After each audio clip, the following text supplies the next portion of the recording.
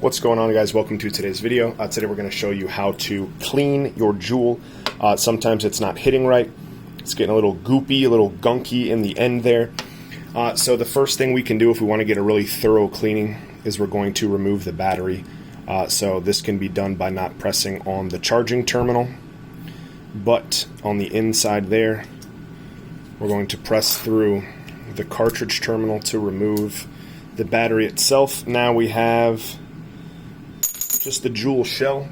So what I like to do is I like to use isopropyl alcohol and get a swab nice and wet. The reason we use alcohol is because it's going to evaporate very easily and it's safe for electronics. We're just going to clean all inside the sheath of the Juul. This will get rid of any gunk, any juice. We can clean the terminal itself. These two bits right here. Make sure there's no gunk there.